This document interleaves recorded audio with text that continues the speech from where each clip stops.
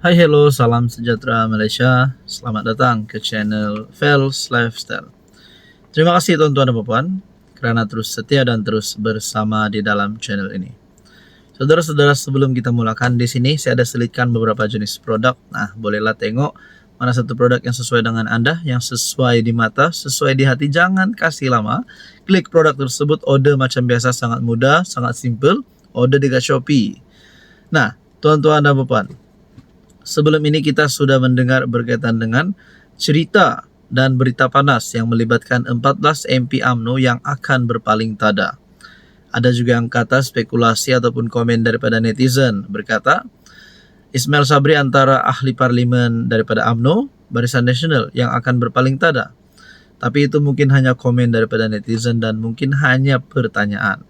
Tapi saudara-saudara, akhirnya setelah berkaitan dengan case yang melibatkan nama PM9, penemuan RM177 juta, dan pada akhirnya orang kata dana itu digunakan untuk tebuk atap, dana itu digunakan untuk membeli MP UMNO.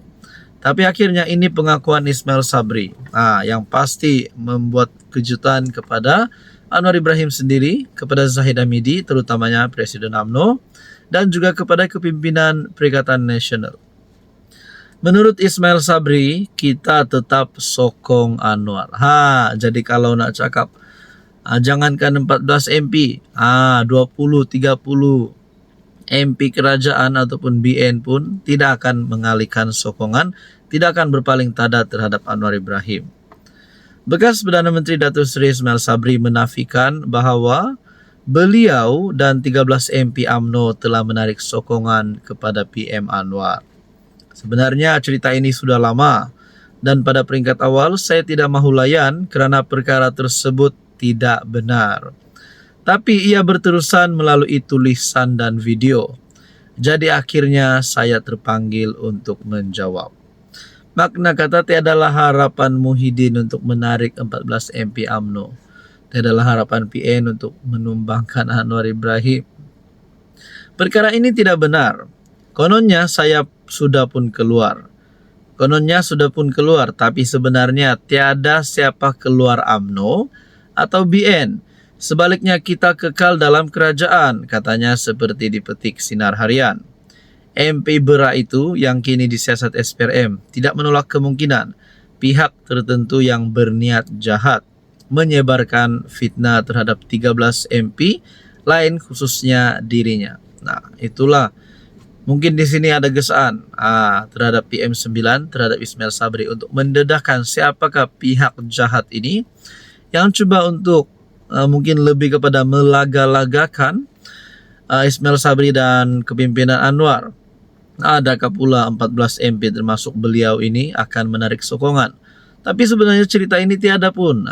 Menurut Ismail Sabri, beliau menafikan perkara ini. Makna kata Anwar Ibrahim tetap cukup sokongan. Tapi let's say lah 13 MP itu keluar daripada UMNO, keluar daripada kerajaan menarik sokongan. Bukan keluar daripada UMNO tapi menarik sokongan terhadap Anwar Ibrahim. Adakah mereka bersedia untuk membayar 100 juta? Itu yang pertama. Dan yang kedua, adakah sekiranya Anwar kehilangan 13 sokongan MP, beliau akan ditumbangkan? Coba kita kira-kira. Jadi saudara-saudara yang saya hormati, apa komen Anda? Hai hello, salam sejahtera Malaysia. Selamat datang ke channel Fels Lifestyle. Terima kasih tuan-tuan dan puan kerana terus setia dan terus bersama di dalam channel ini. Sebelum kita teruskan kepada isu panas dan hangat kita hari ini, di sini saya ada selitkan beberapa jenis produk.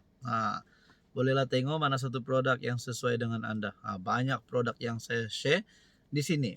Macam mana nak order? Sangat simple, sangat mudah. Tekan produk tersebut, order macam biasa, macam dekat Shopee. Kita teruskan dengan isu panas hari ini di mana berita tentang gesaan terhadap Dr. Sam ataupun salah satu pemimpin yang pernah disebut-sebut menjadi calon Perdana Menteri bagi Perikatan Nasional, yaitu Menteri Besar Terengganu. Tular kain rentang desak MB Terengganu letak jawatan. Sebuah kain rentang yang mendesak Menteri Besar Terengganu, Datuk Seri Ahmad Samsuri Mokhtar, melepaskan jawatannya menjadi tanda tanya ramai. Jadi saya nak tanyalah, saya pun tidak tahu bila kain rentang ini bila berita berkaitan dengan kain rentang ini, adakah masa kini ataupun dulu, kita pun tak tahu. Tapi ini perkongsian daripada Harapan Daily bertarik 24 Mac. Adakah timbul isu di antara Menteri Besar PAS Terengganu bersama dengan kepimpinan PAS bersama dengan Perikatan Nasional? Kenapa sehingga ada gesaan terhadap beliau untuk letak jawatan? Atau beliau ini sebenarnya tidak bekerja?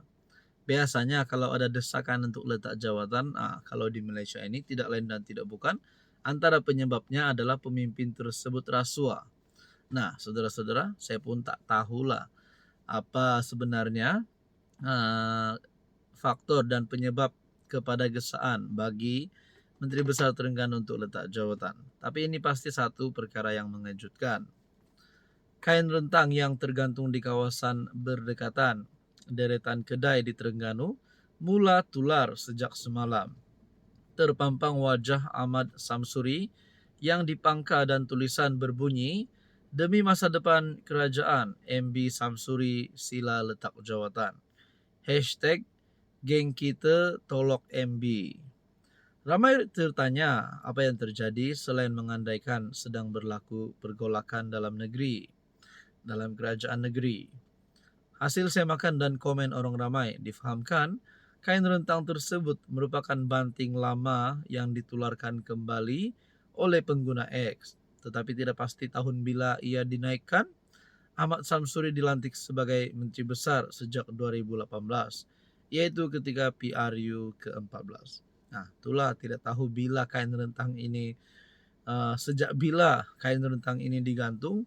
Kalau pun digantung, kenapa ada gesaan terhadap MB Terengganu untuk letak jawatan? Kalau terlibat dengan rasuah, bagi saya pasti satu lagi perkara yang tidak disukai oleh netizen. Sana sini rasuah. Tapi kita berharap semuanya baik-baik saja. Apa komen Anda? Hai, hello, salam sejahtera Malaysia. Selamat datang ke channel Fels Lifestyle. Terima kasih tuan-tuan dan puan kerana terus setia dan terus bersama di dalam channel ini. Tiba-tiba ada satu berita yang tergempar. Tiba-tiba kononnya ada lagi berita mengejutkan, kabar angin berkaitan dengan rombakan kabinet. Adakah sebenarnya ada menteri di dalam kabinet hari ini yang tidak bekerja?